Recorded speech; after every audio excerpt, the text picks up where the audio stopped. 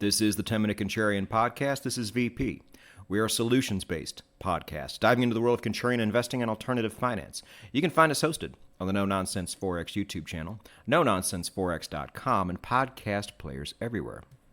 Episode 156 is brought to us by Bybit. There's another promotion out, yet another promotion. This one is targeted at people who sign up through my link for the first time. It's the lucky draw. We've seen this before. If you sign up through my link and get deposited and get yourself to trading, here's what you get in return. You get a 100% chance to win something. The grand prize is going to be $100,000 in trading funds. Imagine signing up and immediately getting a $100,000 boost to your account. I've said this before, we already have one of our members who won 2 whole Bitcoin in a raffle just by existing and just by signing up. You guys know by now these things happen all the time. Go down to the show notes, click the link to the Bybit blog, read. Go to the very bottom, click my affiliate link, and get yourself signed up and get yourself eligible for this lucky draw right now. Because as most of you have learned by now, with Bybit, membership has its rewards. It is the 10-Minute Contrarian Podcast, and a few things to get out of the way before we begin. One, I'm in a new place, and somebody right above me is laying down a floor or something that requires just constant hammering all day. I dealt with this in my old place, and I'm dealing with it again in this new place. I can't get away from it. So they have not hammered in a moment, but if it starts up, that's what that noise is. Two, something happened in Twitter this past week. Elon has decided to make giving a heart to somebody's tweet unviewable to everybody else. I guess he said this is privacy concerns, whatever. Usually people vote on something like this. This was not the case. I'm not really a fan of this either because a lot of the reasons why I personally give hearts to other things is one, to show my support, but two, to allow my followers to see what I'm looking at and what I think is valid in the world of macro investing, trading, whatever the case is. Now, I've said before, if you want to get a good idea of who I follow, go to my profile and click on the things that I give hearts to, and this is no longer going to be an option. I'm not even sure who this is for. People who just give hearts to OnlyFans hoes or what. A bit unfortunate, but that is gone. So I hope you have gathered enough sources outside of this podcast that you feel good and happy with, because what I thought was a very important feature on Twitter is now gone. Third, you guys know because of the crazy release schedule I've had these last few weeks that I've been traveling, and that has finally come to an end, which is good. For me, at least, I can get my life back on track, and part of that is going to be trading. I shut down my charts because I had no idea if I'd be able to even go to them on any given day. And so I've been a bit out of the loop as far as news goes. I've been able to follow it from afar, but traders know, once you're trading and you're in the trenches, you are very much on top of these things. And I haven't been so much these last few weeks. And unfortunately, too, I've missed out on some really great moves on USD pairs and Euro pairs. Now, for those of you who don't trade Forex, why was this? Well, not so much out of nowhere, but we didn't know exactly when it was going to happen. The Bank of Canada and the ECB have both dropped rates for the first time in a while. As far as the 8 major currencies go, Japan really notwithstanding, everybody kind of raised their rates at the same time. Oddly enough, they don't always drop them at the same time. And we have learned on here, through the use of interest rate charts that I've shown you on some of these episodes, that dropping rates is almost always, at least has been for the past almost 40 years, a precursor to a recession. Now, this is antithetical to what you're going to see on mainstream financial media. As soon as rates drop, everybody's like, oh, yay, money is finally becoming cheaper.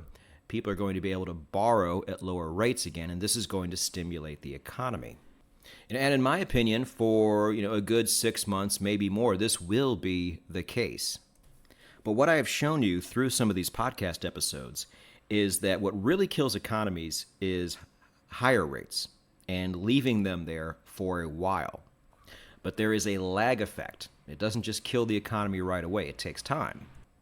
And then I also said this on Twitter, and I don't think it's my own little conspiracy anymore. I think this is exactly what happens. I think countries know, they're very much well aware, that a recession is happening. So what they do is they start lowering rates early to get ahead of it, to eventually get rates down to as low as possible to start slowly stimulating the economy again in the future. Now, we have seen smaller nations start doing this already. I broadcasted that out when it happened. But what we've really been waiting for is the larger nations to start doing this too, and then eventually the United States. And we are now officially in phase 2, where we are starting to see larger, G7, major Forex currencies start to drop their rates. It's finally happening, contrarians. We've had Canada do it now. We've had the entire ECB do it. And word is the UK is next. And it could be a lot sooner than people think. Now, what's interesting about Canada in the ECB is you would normally drop rates in response, or at least this is the narrative they always try to push out everywhere. You would drop rates in response to a falling economy. Now, what's interesting is, both of these economies, if you look at the TSX and if you look at the Eurostoxx 50, they weren't really dropping. And if they were dropping on a very short-term scale. If you zoom out and just look at the year-to-date, there was really no reason for any type of panic move like you saw. Like dropping interest rates is a big deal.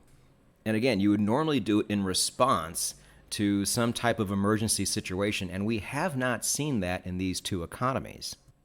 Now, the other reason you would really do that is because you feel like you're getting inflation under control. And I guess compared to the super, super high inflation rates we saw in the past, we've done that for now. That's going to be another episode. I do think, spoiler alert, I think inflation is going to come roaring back at some point. But let's just all sit back and pretend like we don't know what's going on and play their little game. And on paper, these large nations are starting to drop their rates. This is the second of 3 dominoes to fall. The first was the smaller nations doing it. That happened a while ago. And now the larger nations are doing it. So as far as the 8 major Forex currencies go, and most of you are Forex traders, you know what those are. We have now seen the Canadian dollar, the euro, and the Swiss franc begin to drop their rates. The British pound should be next. And Japan, like I said, is irrelevant. And so that leaves the holdouts being the Aussie dollar, the Kiwi dollar, and the United States dollar. Now, I'll go as far to say I don't think it even really matters what the Aussie and the Kiwi do. If they don't drop before the United States does, they will probably drop soon after. If you follow the DXY and you understand the components in the DXY, the Aussie and the Kiwi don't even make up a large part of that. I'm not going to sit there and say they're globally irrelevant. They're not. But I will say what the Eurozone is doing and what the UK is doing is far more relevant here. So what does this mean for us here in contrarian investing land? Well, it means a few things. One, we know the United States is going to be next. And this is the one place where everybody is looking, obviously. Now, we don't know when exactly it's going to happen, but we know now that other major nations are doing it, and it will not be long. And once that third domino falls, I heard it from a really intelligent person on a podcast this past week. He said, as soon as you see rates drop in the United States, Chairman Powell no longer has any control over the stock market. Because at that point, we will officially be in a rate cutting cycle, and he can no longer come in and raise rates as he sees fit. Meaning, once it does finally start to happen, it's pretty much game over. It's just really kind of a sit and wait game at that point. Now, like I said before, on the short to medium term even, we could really see that last little bit of the melt up in the stock market. But what it's really telling people like us is, okay, if you haven't prepared yourself yet, or if you're not happy where your defensive preparation is right now. And like I said, we've been talking about defense all this past month on the show, and we'll probably continue to for another few episodes, that you better get your ass in gear. And one of the biggest ways we play defense here on the show is by stacking cash. In particular, and especially now, United States dollars. Now, this is great news for a lot of you who are already in the United States and like to be lazy. You can simply sit there and do nothing and stack as many dollars as you can in your bank accounts. Hooray for you. But while we're here, let's go over why stacking dollars right now is exactly what I'm doing. Like I said, I can't give advice to anybody on this show. I am not a financial advisor. Don't do anything I say. What I do on this show is simply tell you what I'm doing and state my case for it, and then you can take it from there.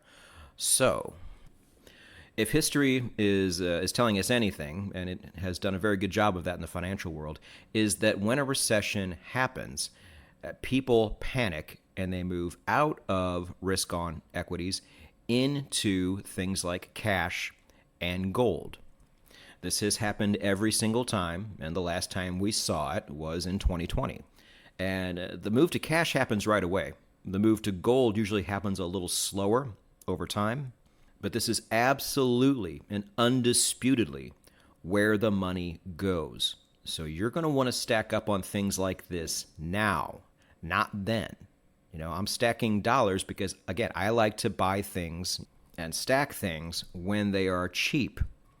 And even though people like to run to cash, what they would rather do, if they had their choice, and a lot of institutions do, is go into the United States dollar. All currencies are going to have their day here, but especially the United States dollar. And so that's where I want to be, especially because if the United States dollar is the last holdout. Now, again, if it's the Aussie dollar or the Kiwi dollar, that's fine. It's probably not going to matter because they really are a lot less relevant than the other currencies are in this group. But for the time being, and especially now, and especially after the UK decides to drop, the United States dollar is going to have higher interest rates than all of these currencies. So even, just given that, where would you like to be? Where would you like to have your money stored if you are a large institution? Not only do you have the number one safe haven currency in the world, it's going to be the last currency to fall once currencies finally do, but now you're going to get paid more for having it? Now, contrarians, this is a very easy choice. Now, for those of you who are non-American and need to get access to the United States dollar, now we've talked about this many times on the show, let's go over it one more time. If you honestly have no other way to gain access, you can do this on the blockchain via stablecoins like USDT and USDC. I would say to a lesser degree DAI, but we've done dedicated episodes on stablecoins here. There really shouldn't be any world where you would have to go beyond the top three here. But even still, if I had it my way, and I do, I would much rather hold United States dollars in a bank somewhere. And a lot of you from foreign countries and a lot of you everywhere across my listenership need to get that second bank outside of the country of your own residence. And if this means you're outside of the United States, you need to find another bank account that has access to United States dollars and that gives you a United States dollar account. Now, a good number of banks across the world should do this, but I will say too, I have given many of you an option here. I don't know if you caught it on the second part of my financial prepping checklist podcast episode. I gave you access to My Latin Life and the suite of products that he has.